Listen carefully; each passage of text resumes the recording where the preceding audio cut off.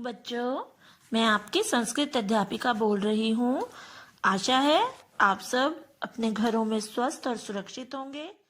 Good morning students. बच्चों, जैसा कि आजकल हम सब कोरोना की वजह से अपने अपने घरों में रह रहे हैं, लेकिन चाहे हम कहीं भी रह रहे हों, विद्या का अपना ही महत्व होता है। इसलिए हमें हर समय कुछ न कुछ नया सीखते रहना चाहिए तथा अपने ज्ञान में वृद्धि करते रहना चाहिए। हमारा आज का विषय भी इसी से संबंधित है। तो हमारा आज का विषय है विद्वान सर्वत्र पूज्यते। विद्वान सर्वत्र सब जगह, पूज्यते पूजा जाता है। विद्वान सब जगह है, पूजा जाता है। तो अब हम श्लोक अध्ययन करेंगे और एक एक शब्द का अर्थ करेंगे पहले, फिर उनकी व्याख्या को ध्यान से समझेंगे। अपूर्व है, विचित्र। कोपी, कै प्लस अपी संधि है। यहाँ पर ये जो बीच में एस का सिंबल नजर आ रहा है, ये अवग्रह होता है। तो कह प्लस अपी, कह को कौन, अपी भी।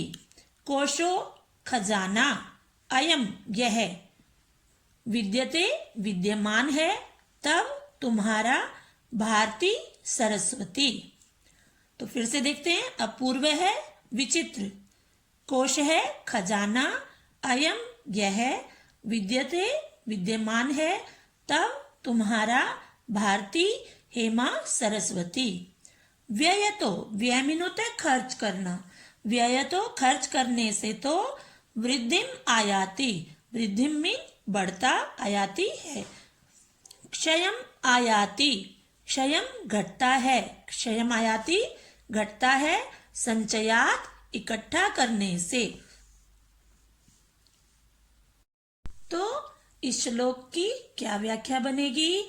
हे मां सरस्वती, तुम्हारा यह खजाना विचित्र है, जो खर्च करने से तो बढ़ता है और इकट्ठा करने से घटता है। अर्थात जब हम विद्या का लगातार अभ्यास करते हैं तो वह बढ़ती है, और यदि हम उसे इकट्ठा करके रखते हैं, यानी उसका हम निरंतर अभ्यास नहीं करते, तो वह घटती चली जाती है। बच्चों, तुमने देखा होगा संसार में जितनी भी वस्तुएं होती हैं, यदि हम उन्हें खर्च करते हैं तो वो धीरे धीरे कम होकर समाप्त हो जाती हैं। लेकिन एक विद्या रूपी धन ऐसा धन है जिसे हम जितना अधिक खर्च करते हैं, अर्थात उसका हम जितना अधिक अभ्यास करते हैं, उतना ही हमारे ज्ञान में वृद्धि हो जाती है। और यदि हम उसका अभ्यास नहीं करते, निरंतर अभ्यास नहीं करते, तो वह धीरे धीरे समाप्त हो जाती है। अब हम दूसरा श्लोक पढ़ेंगे। सुंदरो अपि, सुंदर है सुंदर, अपि भी, सुंदर भी है। सुशीलो अपि, अच्छे आचरण वाला भी है। कुलीनो अपि, अच्छे कुल में उत्पन्न भी है। महाधन है, अत्यधिक धनवान भी है। शोभते, सुशोभित होता है। न नहीं, बिना बिना बिना, विद्याम विद्या के। विद्या सर्वस्य भूषणम, विद्या सर्वस्य सबका, भूषणम गहना। यदि कोई व्यक्ति सुंदर भी है, सुशील भी है, अच्छे वंश में उत्पन्न भी है, अत्यधिक धनवान भी है, और यदि उसके पास विद्या नहीं है, तो वह सुशोभित नहीं होता।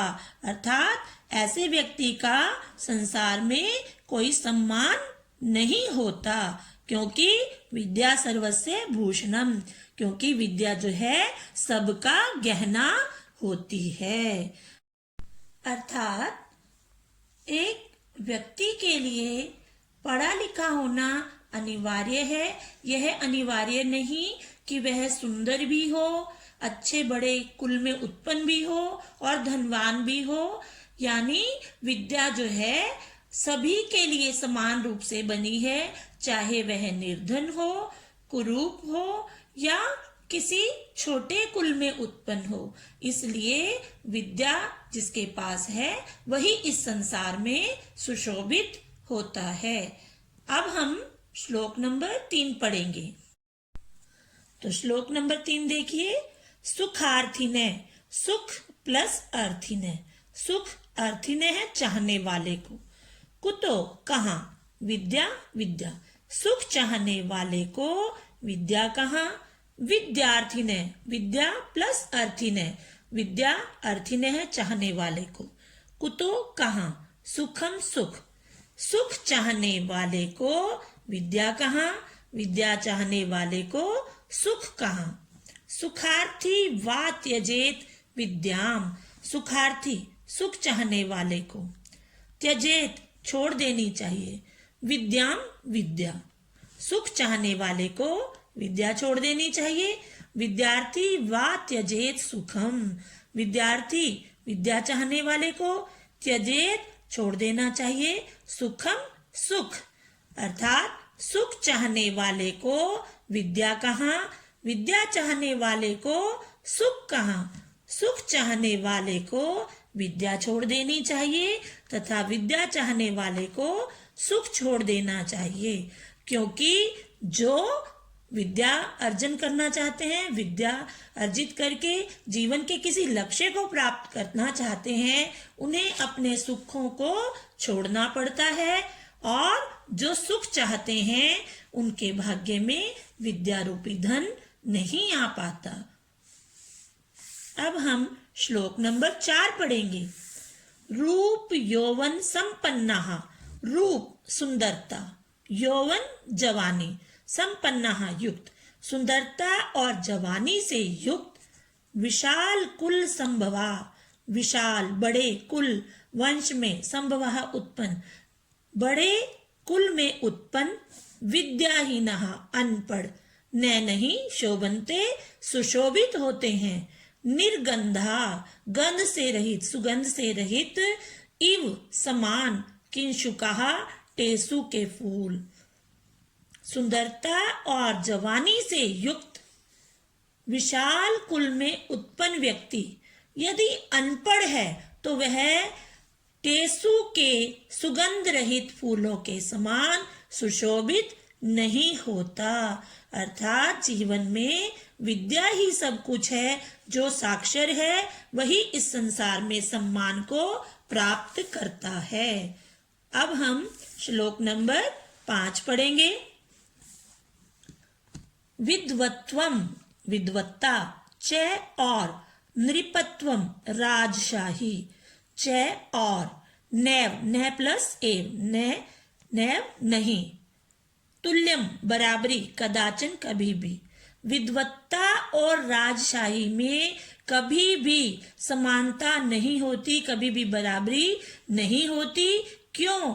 स्वदेशे, स्व मीन होता है अपने, देशे देश में, अपने देश में पूज्यते पूजा जाता है राजा, राजा, क्योंकि राजा केवल अपने देश में पूजा जाता है, जबकि विद्वान सर्वत्र पूज्यते। विद्वान सर्वत्र सब जगह है पूज्यते पूजा जाता है।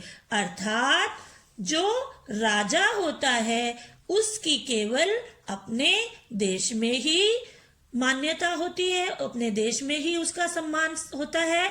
लेकिन जो विद्वान होता है, जो एक पढ़ा लिखा व्यक्ति होता है, वह सब जगह ही सम्मान को प्राप्त करता है, उसे सभी जगह सम्मान दिया जाता है।